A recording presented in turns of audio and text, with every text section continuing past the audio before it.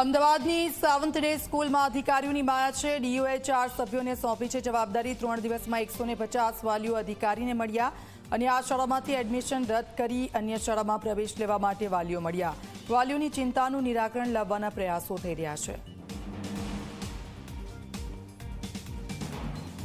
આ વાલીઓના જે પ્રશ્ન હતા કે વિદ્યાર્થીઓને અમારે એલસી લેવી છે અને શાળામાં પ્રવેશ આપવો છે, તો આવા પ્રકારની જે બાબતો ધ્યાને આવી તો આ ટીમને અમે વાલીઓને મદદરૂપ થવા માટે ત્યાં શાળા કક્ષાએ જ સવારના શાળાના સમયમાં ઉપસ્થિત રાખીએ છીએ।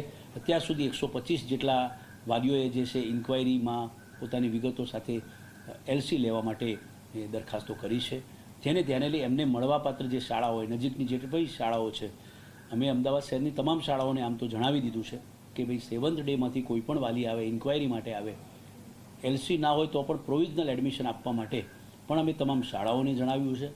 એટલે એ રીતે અમારી આ પ્રક્રિયા ચાલી રહી છે।